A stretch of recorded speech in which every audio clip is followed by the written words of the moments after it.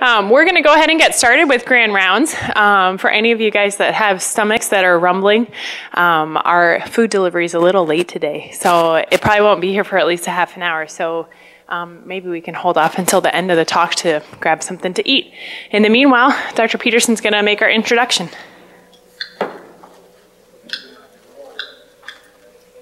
Okay, well, it's with great pleasure that I introduce Dr. Chuck Muscoplat. You can see on this slide some of his more important positions that he's held actually since 1999 when he came to the University of Minnesota. In fact, he came back to the University of Minnesota where he spent most of his academic career. He received his bachelor's degree and also his PhD at the University of Minnesota. But then, very interestingly, in 1980, joined a startup company, Molecular Genetics, which was one of the first such companies, I believe, in the United States. A really heady, exciting time in medicine, if you will. And when that company changed to MGI Pharma, he became the vice president of medical affairs of that company and did a lot of things in terms of trying to get medications developed and into patients. Now, I've known Chuck for at least 20, 25 years, and when he took this position as Dean of the College of Agricultural, Food, and Environmental Sciences at the University of Minnesota, I was delighted because, as he told me when we had lunch together after he did this, his main goal, actually, he said, was to try to bring plants and natural products to humans with disease, which sounded like a wonderful idea. Now, he's had many, many honors along the way. He has a number of other titles, one of which I'm sure he's most proud of is that he's a professor of medicine in our Department of Medicine. Maybe the only dean at a College of Agriculture in the United States with that title, and it really underscores his interest in bringing this field to medicine. Many publications, etc. I'm not going to bore you with that. Sits on a number of important boards, including venture capital boards, etc., which may actually help in his next position. He's actually stepping down and taking over a new job July 1st at the university. The vice president, it's got something to do with strategic planning and economic development for the University of Minnesota, which will be terrific, and I think our Department of Medicine will hopefully benefit from his job change. Now, it occurred to me as I was thinking about the title of his talk, which you can also see up here, that one of my infectious disease colleagues seems to be constantly reminding me that I share about 49% of my genes with a banana, which I don't know if the banana's insulted, but I am. But lo and behold, we're going to hear, as you see here, about how chemicals and genes in foods like bananas alter the chemicals and genes in our bodies. So with that introduction, we're delighted to have you here as our grand round speaker. Thanks, Phil. Nice to be here. We met maybe 20 years ago, and we have this paper we talk about almost every time we meet. It's Murray, Murray, Murray, and Murray, which is really the paper on starvation and refeeding for reactivation of latent tuberculosis. And I think we met on that topic because I did my early research in mycobacterial infections of livestock and those that were likely to be transmitted to people. But it's a pleasure to be here, Jonathan. It's always a little intimidating to give a talk in front of your department head, but I'll do my best. I want to talk about a subject that is near and dear to me. That is how the food that you eat can affect your life. And I put forth a couple questions. And the goals for the topic today is, how can we understand how foods or nutrients can affect your health by other than providing nutrition? I mean, God forbid we should eat other than to fill our stomachs and to provide energy. I mean, we should be able to eat to turn on and off our genes when and how we want to. Can we illustrate today how some foods or food products can treat or prevent major human diseases? And I hope in the next 45 minutes, if you have prostate cancer, you're going to reach for soybeans before you reach for anything else. How can we bring together agriculture and medicine as a full partner?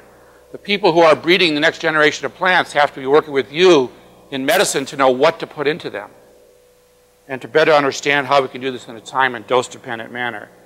I think you all know as clinicians that we're not all the same. When you treat someone with any given drug, people will respond differently. We have various modifiable traits and non-modifiable traits. We have different genetic polymorphisms. Two patients don't respond the same, and we generally don't know why, but we're becoming knowledgeable as to why. If we look at the world around us, the biggest factor in shaping our society is healthcare costs. 125 million Americans have one or more chronic diseases: coronary heart disease, diabetes, cancer, stroke, mental illness, that may be related to diet and or lifestyle factors. And yes, I do mean mental illness. Chronic diseases account for 75% of healthcare expenditures, roughly $1 trillion, and they make up our diseases that are controlled by things that we can modify, such as diet, lifestyle, exercise, alcohol, and tobacco, as well as things we can't, such as your age, your sex, your genotype, and your family history. Many of these diseases can be prevented or modified through diet and lifestyle. The genes in you and the genes in your food. Well, we often think about genes in our food. We look at Mendel's work in the garden in 1865 and we see the red petals and the blue petals. And we can find those genes and we can document them. But I also want you to think that there's genes in your food that control the production of important biopharmaceuticals. And they can be regulated, and they can be governed, and they can be expressed, and it depends on how you grow the plant and what genes. If you grow a broccoli plant under extreme drought stress, it has a lot higher level of beneficial compounds that will prevent cancer than if you grow it and it's well watered. So we can regulate genes in plants either through the process of modern genetic engineering or through various growth and physiological characteristics. The genes that exist in our plants and people are complex. There's thousands, 30, 40,000 genes in people. But through the process of genetic modification, we can, or genetic regulation, we can see a lot more traits than those 30,000. Genes can exist on or off or intermediate. People have multiple alleles for many genes. Well, the same thing is true in plants. Here's an example. When you look at the picture on the left, you see a citrus. But sometimes a citrus is a lemon, sometimes it's a lime, sometimes it's a grapefruit. And the question is that citrus because different genes are on and off, or are they really different species? Look at the soybeans in the second one to the left. Those are all the different variety soybeans, and they do produce different compounds. It appears now that some of the soybean varieties that are 400 and 500 years old have much higher levels of compounds that will prevent cancer compared to modern variety soybeans. The tomatoes. I'll guarantee you that the lycopene in these tomatoes are different. And if you're going to eat tomatoes to prevent prostate cancer, which ones are you going to eat, how much, how often, and at what age? And we have the Brassica oleracea on the right, and it does produce the same chemicals even though it looks different. So we can have all kinds of variations on the theme. They can be regulated. And I want to introduce the concept of genetic regulation and gene expression. And I can think of no better example than the monarch caterpillar and the butterfly. If there was ever an example of identical twins, it's the caterpillar and the butterfly. The difference between the caterpillar and the butterfly is gene expression. Sometimes the wings are on, sometimes the wing genes are off. Sometimes the leg genes are on, sometimes the leg genes are off. Well, if you go back to the tomato, sometimes the lycopene genes are on, sometimes they're off. Sometimes in the lime genes are on and the lemon genes are off. When you think about the power of genetic expression and regulation, there's no better example than ourselves and the factors we consume that modify our genes, or the things that modify the genes in our food. And the power of the combination is extreme. When you look at the bottom row of tomatoes, you can see a standard tomato as it goes through ripening. And as it ripens, there's something happening. We're controlling the genes for ripening, generally through ethylene production. And the lead article in today's issue of PNAS talks about controlling the ripening gene. Well, as you control the ripening gene, you control the amount of lycopene. As you control the amount of lycopene, you control the disease prevention factor. Now, there's a genetic engineered tomato that's being developed by BASF. I will guarantee you that that tomato has different health delivering properties than the tomato in the bottom. And a yellow tomato has a very different lycopene structure, different double bonds, different structure than the red lycopene. So it is important what plant, how much, how often, in what dose, and at what age. But when I think about the concept of genetic variability, we have variability in the food we eat. I mean, do you eat a yellow tomato or a red tomato? Do you eat a young broccoli, an old broccoli? How is it grown? We have genetic variability in people, and we have those factors that we can modify and those that we can't. Do we have a glutathione S1 transferase gene that is the wild type or the null that allows us to handle the inducing enzyme or inducing compounds for broccoli or not?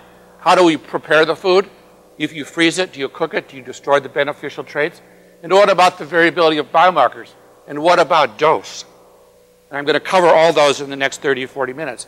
The big question I pose, or the big puzzle, is what about the genotype of your food? We've only thought about the genotype of us. What about the growth conditions for the food? Did you put chemicals or fertilizer?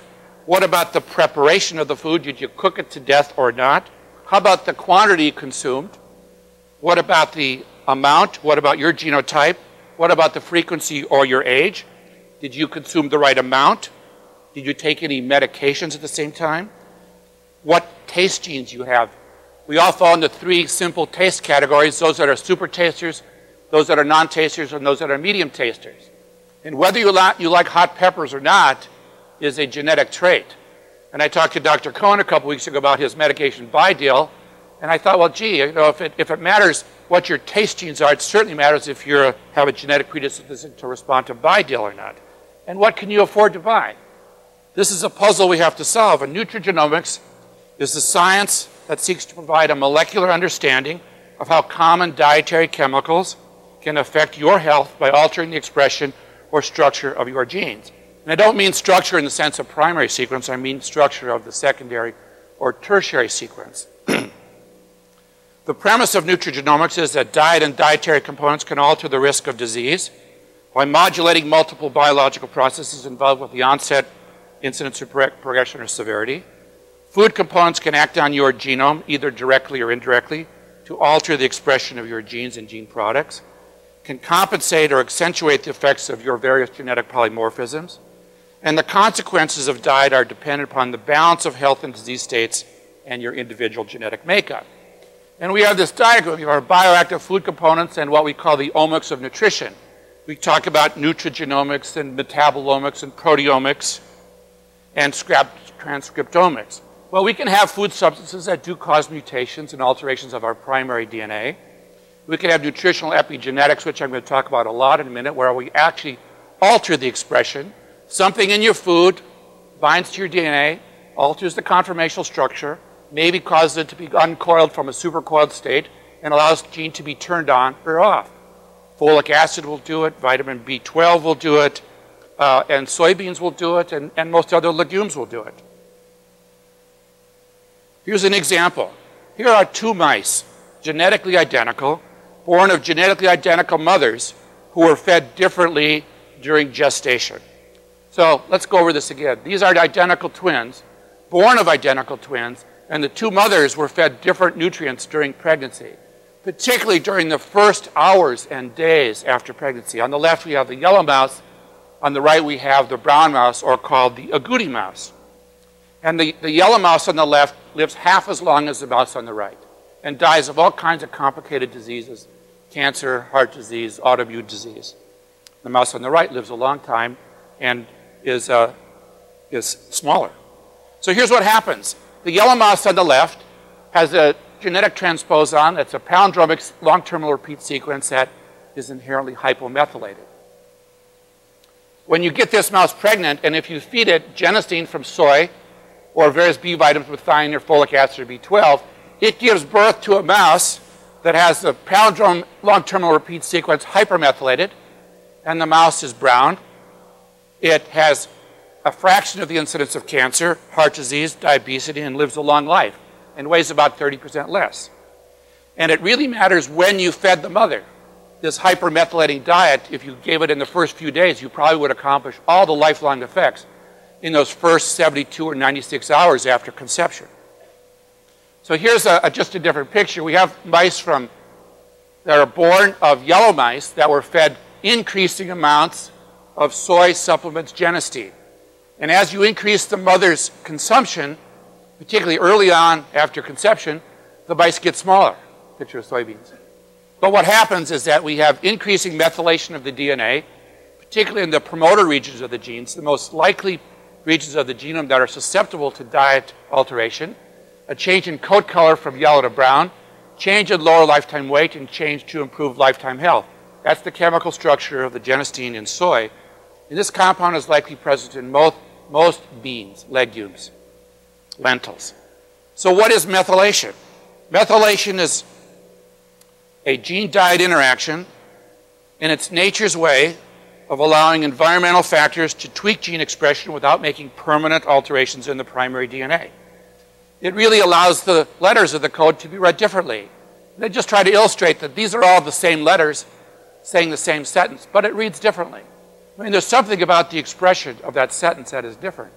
Well, that's my attempt to illustrate that methylation of genomes, either heavily methylated genomes will be silenced, or hypomethylated sequences can be expressed. Or you could have an intermediate level of methylation. Methylation occurs by the transfer of the methyl group of the S-adenylmethionine to the 5th position of the cytosine next to a guanine in the genome. And it only occurs at those when cytosine is adjacent to a guanine.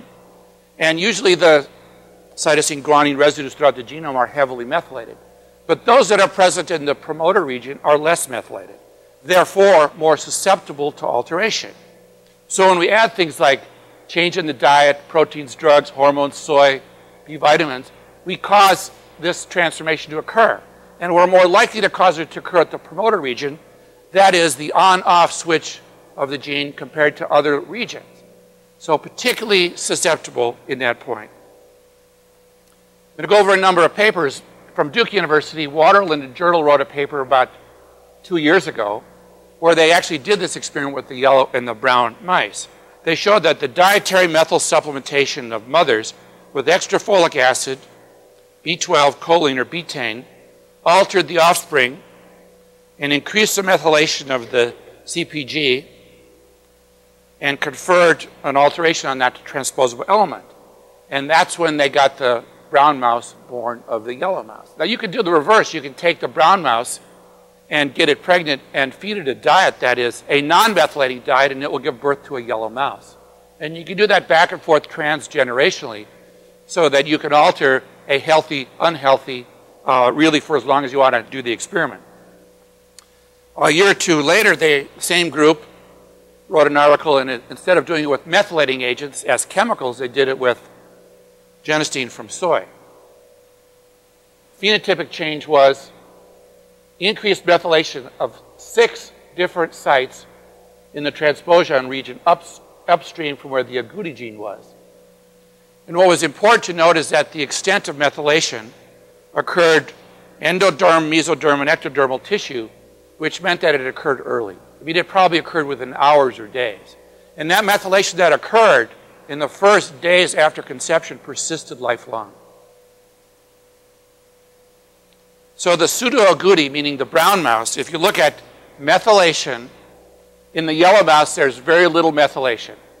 In the pseudoagouti, or the dark brown mouse, all the different tissues, the tail, I can't read this, all the different tissues, brain, kidney, liver, all those tissues are full of methyl groups that are not present in the yellow mouse. And those methyl groups were introduced in those first few days after conception. You can also do the same graph of lifetime weight. Now you can look at the graph and see that the agouti mouse or the brown mice have lower weight than the mottled or the yellow, but you can also look at the picture.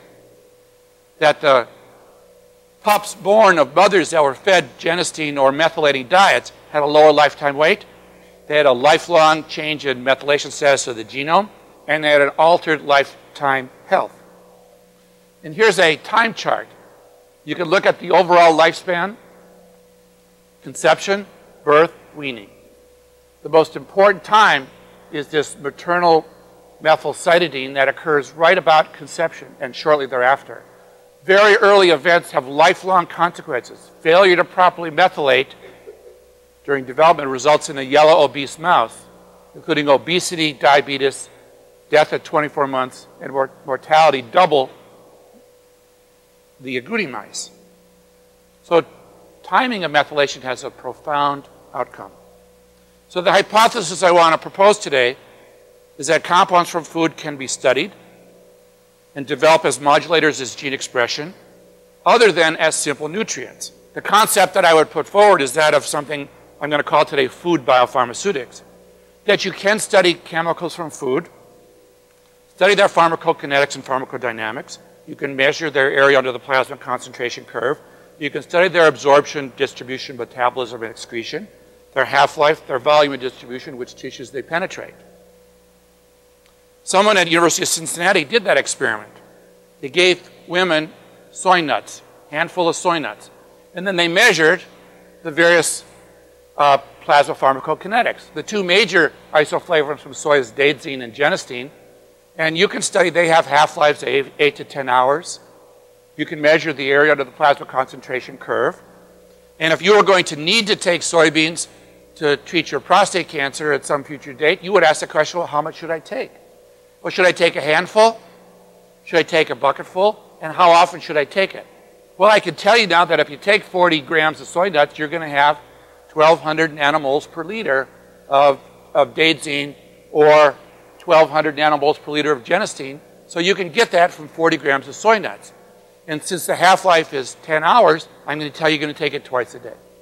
And I'm going to tell you that if I'm your doctor and you're going to eat it, I'm going to say, I want you to go home and take soy to a steady dose of 2,000 nanomoles per liter hour under your plasma concentration curve, or eat to a Cmax of 2,000 nanomoles per liter, or eat to signal transduction and stop. I mean, that's what I mean when I'm talking about food biopharmaceutics. If you look at the curve for daidzein or genistein, it looks like sodium naproxen. And we think about dosing a leaf that you buy in the supermarket twice a day. Well, if you look at the graph from daidzein or genistein, it's a twice-a-day dose. And when I show you some papers that I'm a little later in the talk, people have dosed all these people once a day. And they get good results. But what happens if you dose people twice a day or 3 times a day? Well, what if we dose to toxicity as opposed to trying to find a no-effect dose? A number of other examples. Someone did an experiment with Mohammed and co-workers. Cisplatin-induced anti-tumor activity is potentiated by soy isoflavone. Well, anti-cancer drugs activate NF-kappa beta, and that contributes to drug resistance. But soybeans or similar compounds will prevent the induction of NF-kappa beta. So when they did the experiment, here's a tumor cell line, pancreatic tumor cell line, and here's the tumor cell growth, and then that's 100%. When they treated it with soy genistein, they got some reduction in cell growth, so genistein by itself has an anti-cancer property or anti-tumor property. Cisplatin has killed 50% of the cells, but when they combined it with genistein, they got a 4-fold kill rate compared to control. So at a no toxic level, you double the kill rate of cisplatin in a pancreatic tumor cell line. And why did that happen? Well, soybean genistein inhibits NF-kappa beta, and you can see on this gel, we have the control. Genistein, not much effect that you can see. When you treat a cell line with cisplatin, you have a huge increase in NF-kappa beta, which will promote resistance. And when you add genistein, you dramatically reduce NF-kappa beta. Therefore, cisplatin and genistein are synergistic chemotherapeutic agents, and the kill rate was twice as good for a non-toxic agent. And when you do the curves looking at tumor growth in animals, soy genistein and cisplatin cause tumor reduction and growth delay compared to either alone. So this line is the cisplatin soy isoflavone, and compared to cisplatin alone, genistein alone, or control. At tumor weight, again, the combination was better by far than any of the other combinations. So what we're doing is we're doing gene induction or signal transduction with soybean extracts. In this week's issue of Cancer Research, I came across this article like last night, so I had to quick kind of throw it in here.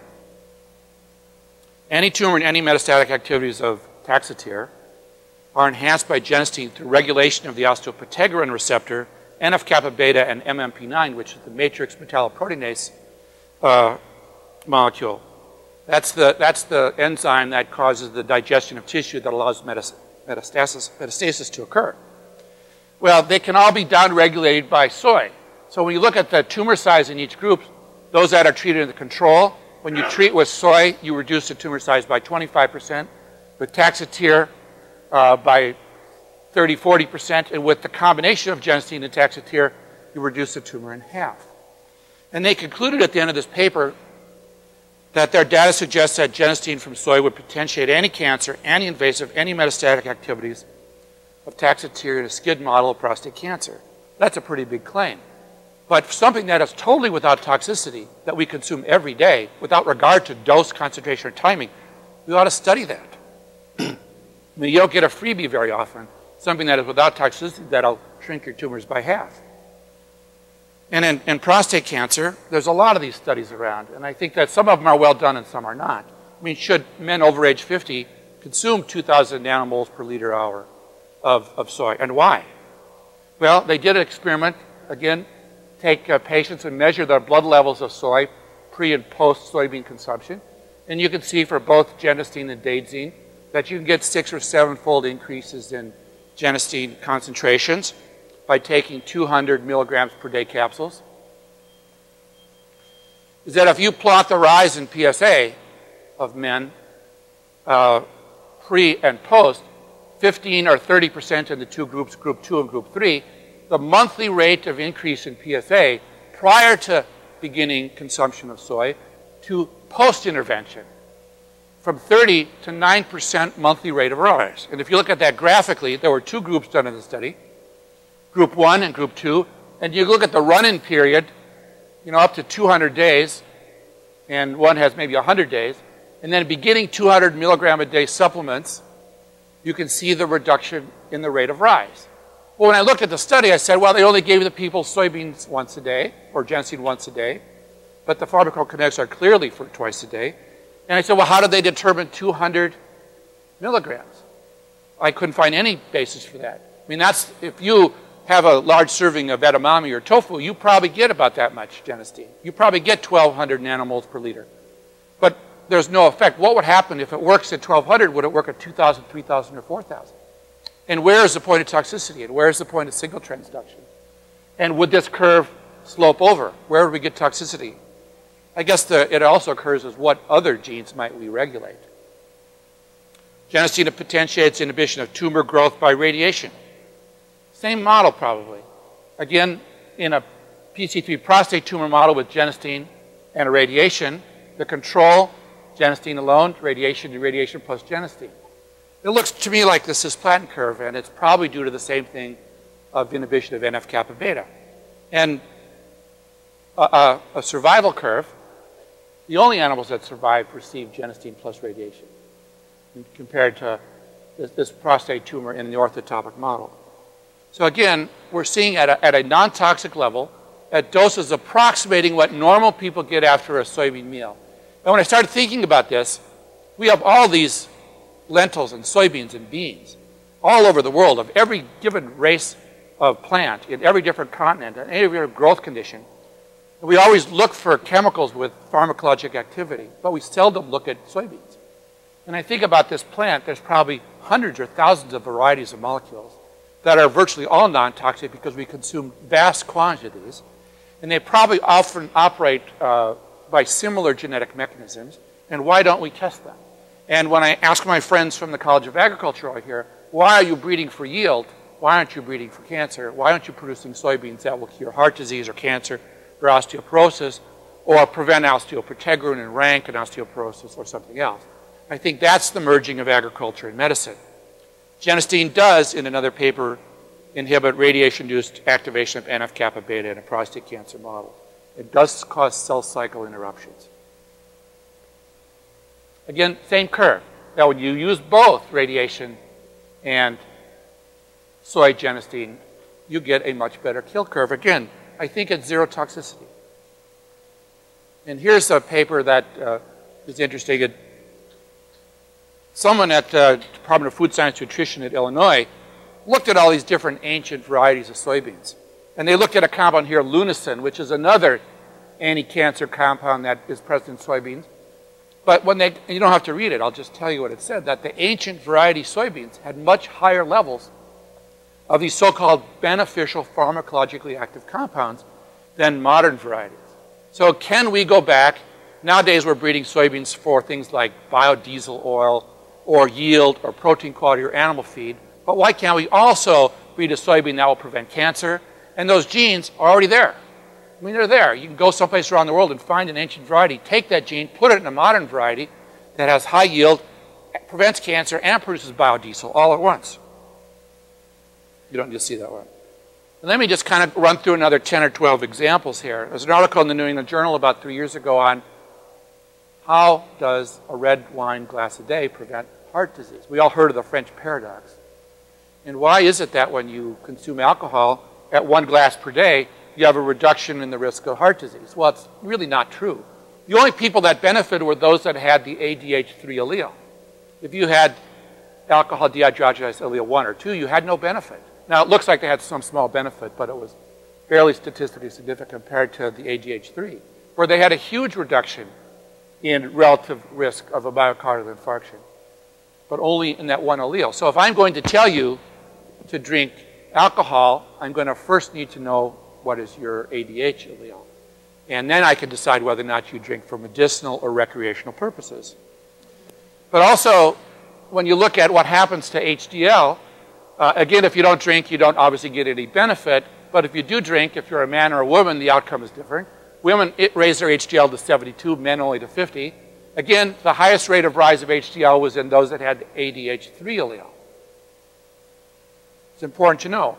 And these examples, when you start looking for them, they're really everywhere. Serum triglycerides on the left. Whether or not these C57 black or BALB/C mice were fed corn oil at 4 or 20% or coconut oil 4 or 20%, they had the opposite effect. So the BALB/C mice, when you fed them any amount of coconut oil, their triglycerides didn't change, where if you fed them corn oil, they had double the rise of triglycerides. And the opposite was true in the C57 black. So something must be different here. They have different alleles. They metabolize the oil differently. There's a breed of mice called the lady mouse that has a high incidence of cancer in relationship to dietary fat. The control incidence is high. Percent of animals with tumors after a period of time is 80%. If you give them more fat, the level of tumors goes up. But if you give them antioxidants, which contain vitamin E, selenium, or lycopene from tomatoes, you can dramatically reduce the incidence of tumors, or a high fat and antioxidant. Again, we're comparing this one with this one. So again, dietary alteration of cancer risk. Change in diastolic blood pressure in response to dietary fiber is determined in part by which allele you have of the angiotensin gene. So if you are homozygous M and you are taking soluble fiber, you can maybe see a 5 millimeter drop in diastolic pressure. Whereas if you're taking insoluble fiber, you might get a 2 millimeter rise. So whether or not you had raisin bran or Metamucil today might be worth 7 millimeters of mercury. And I thought about that. I mean, what if it's true? But if you're homozygous T, the opposite. Insoluble fiber will lower and soluble will raise. So you're dealing with 7 millimeters of mercury, depending if you're consuming soluble or insoluble fiber, I mean raisin bran or Metamucil, and what is your allele. So you have to know both. You have to know what you're eating and what is your genome. I mean, it's no longer good enough to know that you should tell your patient to increase your amount of dietary fiber. You have to say, you need to increase your dietary fiber, and if you're going to have a glass of red wine, I need to know if you should put raisin bran or Metamucil in it, because it matters. Vitamin D receptor allele, if you are homozygous small t for VDR allele, and if you have 6 cups of coffee a day, you're going to lose 6 or 7% of bone mass. But not if you don't drink caffeine, of course, but if you have other types, you have no effect. So wouldn't you like to know, if you are 50 years old and you're having 5 cups of coffee a day at 80 milligrams a cup, you ought to know if you're going to lose 80% of your calcium, your bone mass in your spine by drinking coffee. Maybe you want to have 2 cups less every day. Well, how are you going to know that?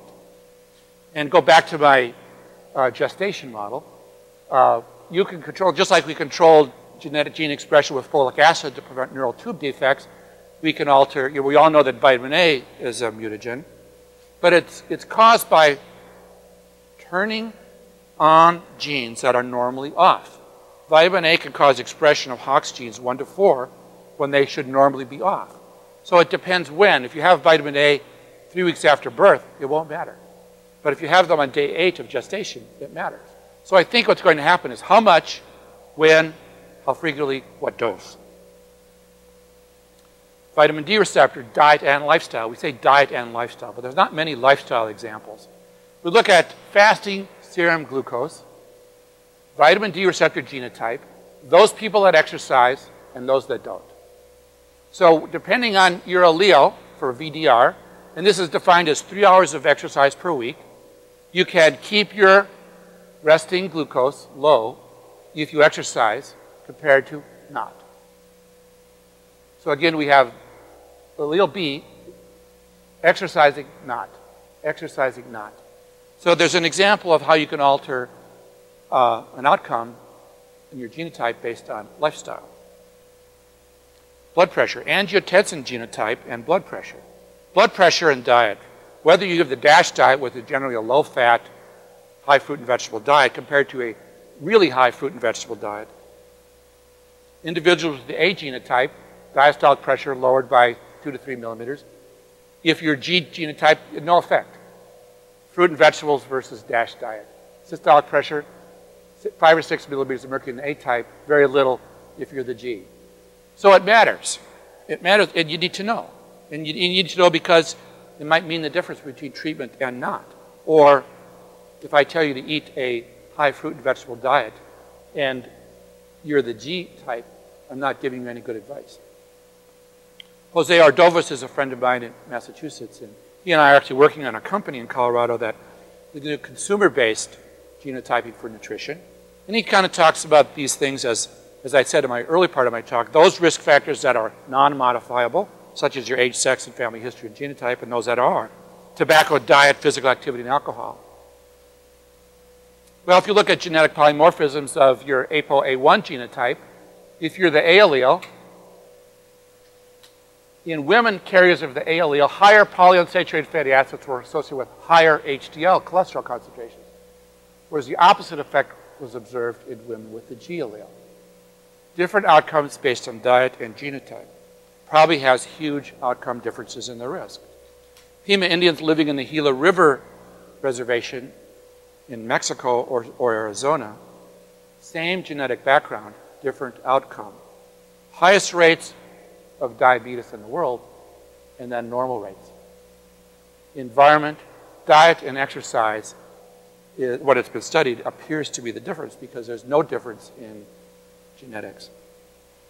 Methyl tetrahydrofolate reductase, when you supplement people with folic acid, I realized in the last month of some articles that it didn't help anybody.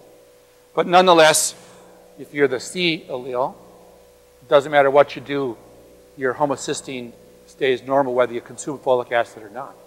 But if you're T, if you have an exclusion diet, you have high levels of homocysteine. If you have a folate-rich diet or take dietary supplements, you can dramatically lower your homocysteine. If you take fish oil as a supplement, it depends on your ApoE allele what it does. If you take all comers, generally you lower your triglycerides and raise your LDL and don't do much to your HDL. But if you pull the patients apart by ApoE2, ApoE3, ApoE4, you increase HDL in a subgroup, not at all at ApoE3, and increase dramatically LDL in the ApoE4. So fish oil and fatty acids can either counteract or promote an atherogenic lipid profile depending on your genotype. And you also have glutathione S1 transferase. If you have the wild type, your DNA damage by carcinogens is low. If you have the null, and it depends on what you consume for vegetables. If you have a low consumption of vegetables, you have lots of DNA damage.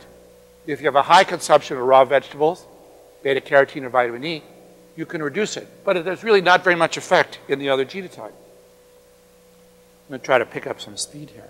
Broccoli. It matters. It really matters where you buy your broccoli.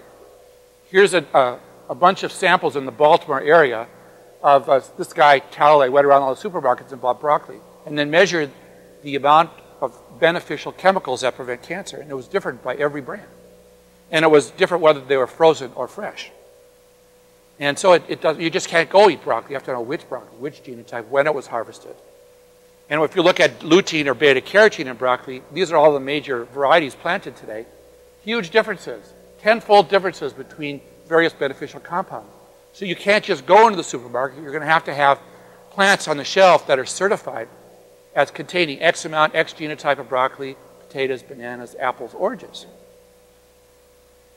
And as plants get older, here's if you plant broccoli in the first 2 or 3 days, they have the highest level of beneficial compounds. As the plant grows and matures, the level of beneficial compounds declines.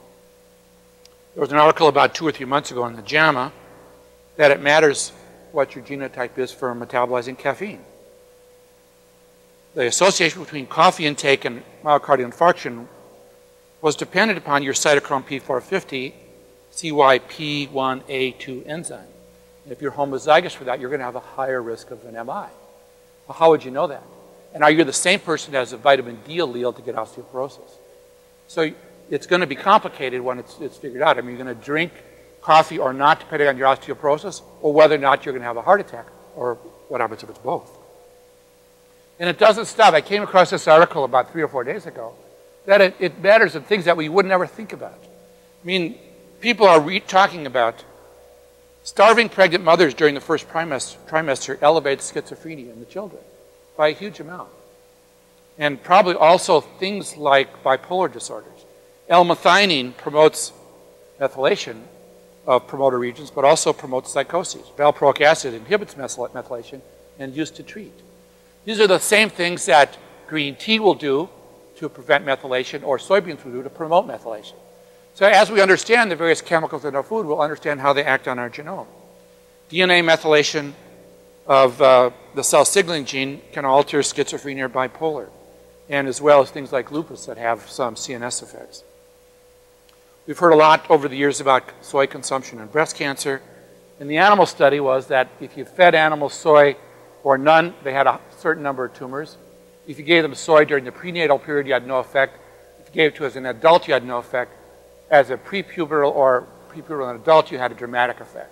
So not only did you have to have the compound from the diet, you had to have it at a particular point in life. I mean, if you're going to feed the yellow mouse soybeans, you're going to have to feed it in the first 3 days. If you're going to prevent breast cancer, you're going to have to feed it in people from, let's say, age 10 to 14. So there's a certain point when the genes are susceptible to regulation by a certain quantity at a certain time. In humans, the Shanghai case control study was 11 grams per day was a 50% reduction in risk. Adult intake had no impact. Other legumes were not protected. So it matters, and it matters in people. Green tea, we've heard a lot about green tea.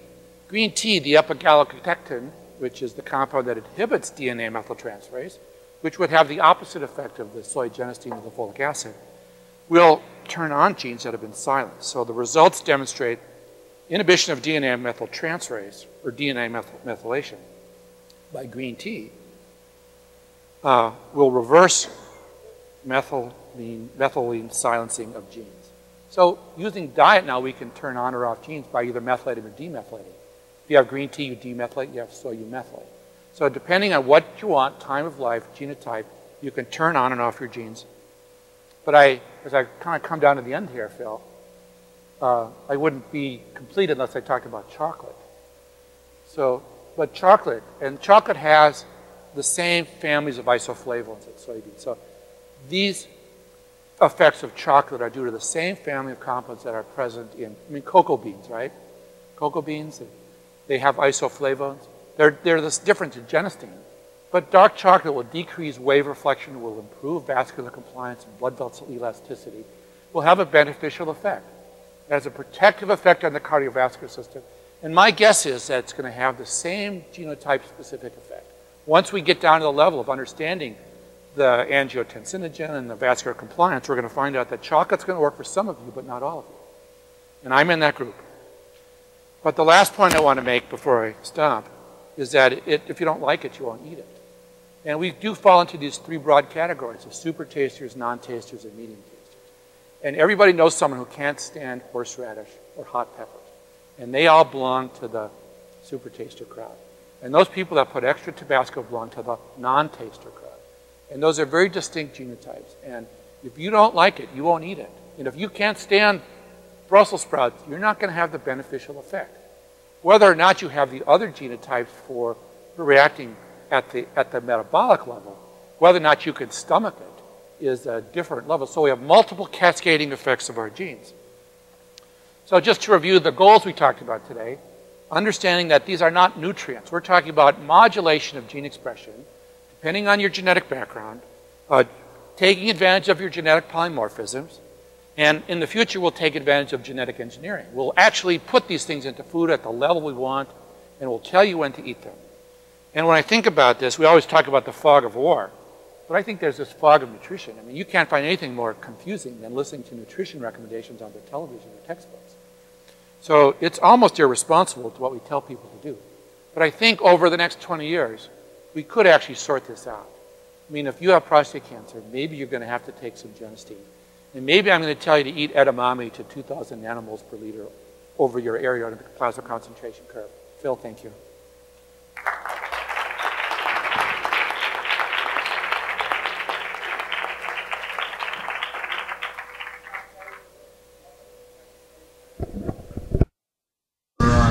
Colleagues on how to give a talk. I wonder about the issue of medical anthropology, because in addition to the rare dislocations of genetically identical populations across diets, like the Mexican example, there's many, many examples of changes in disease incidence over time for populations associated with change in their diet. Crohn's disease, colon cancer, et cetera, et cetera. It would seem that an experiment going back and seeing how the foods changed and correlating that with the known genotypes may be powerful, because then you have large populations. It's always difficult to work with. Has anyone done things like that? You know, I think I've seen some attempts at doing it. When I think about the modern problem we have with obesity, we're largely the same genetic population we were in 1985, and we have now 30% of the adult population overweight.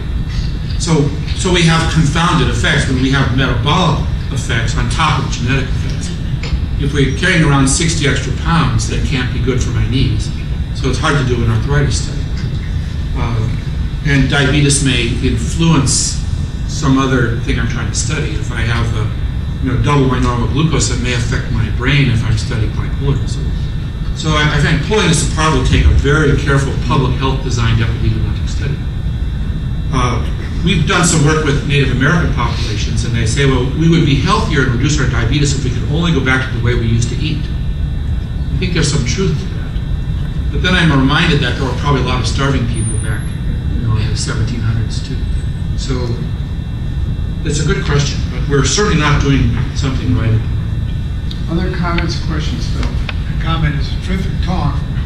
And the question, my daughter is pregnant with her second grandchild coming in. And I was struck by how many things she's been told by her obstetrician not to eat and take. And I keep asking her to ask him for the data. Is there evidence? We're in an evidence-based mode, as you know. And so the question is, it would seem to me, given what you've told us, that there's a hugely important priority. If you are what your mother ate.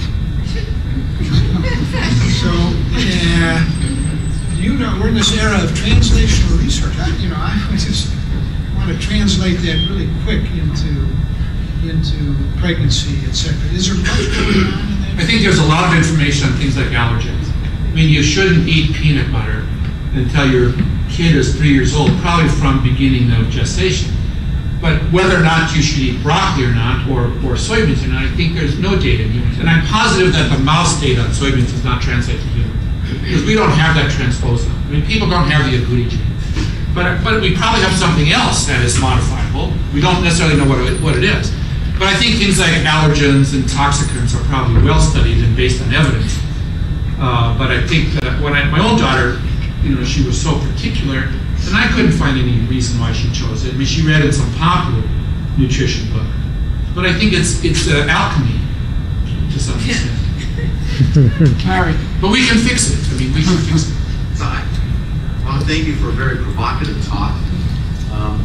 but something occurs to me in that as you're looking at these foods and you're varying the foods and you're increasing the gestatin level, for example, you could be changing other things, or there are other things in that food that could be altering other things. Wouldn't we be better off finding what the good property is of a given compound and then just giving that compound as it's needed rather than trying to change what you are told to eat?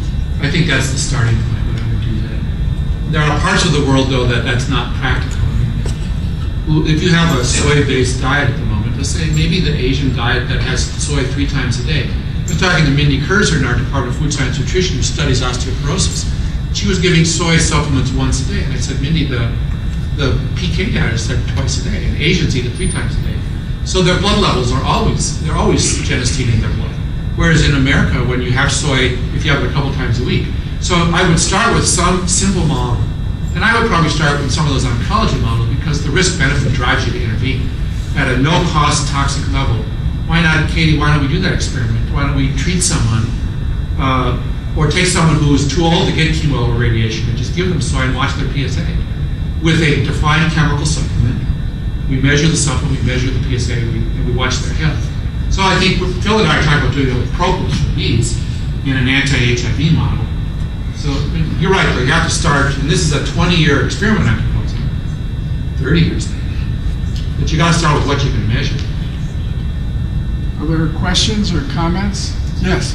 That was a really good talk, thank you. A very basic question. What role do these chemicals play in the plants themselves? And in the yellow mouse, brown mouse experiment, was there or would you expect any cognitive or behavioral differences? Well, I can't answer the last question. But I think people do have, I think there are some data that I ran across in the psychiatric literature. But in the plants, I mean, the isoflavones, Ron helped me, but they are important in nodulation of the root. When these plants, these compounds are secreted from the root, and the soil bacteria, what are they called, Ron? The nodulating bacteria? Rhizobacterium. They fix on, they're like chemoattractants. So the more isoflavone that the plant root produces, the more nodulation you get and the more nitrogen fixation you get, so you don't need to have fertilizer. So they're critically important compounds. So to the extent that you increase the isoflavones in soybeans, you probably increase yield of the soybean, and you also have increased health of the person who eats it. So not only do you have a benefit for the plant, you have a benefit for the consumer. So they're very important chemicals in the life of the plant. Yes. Going forward, I wonder if you had some suggestions for this cross-college, cross-campus St. Paul Medical School collaborations on the issues that you've raised. Yeah, that's Kathy Drager from the St. Paul campus. She's working on things like locally grown foods. Well, if locally grown foods are healthy, you tell me why. Are you need because they're fresher, and I just showed you that fresher plants have higher levels of certain chemicals, so prove it to me. Don't measure them. Do farmers markets have products in where the beneficial chemicals are higher?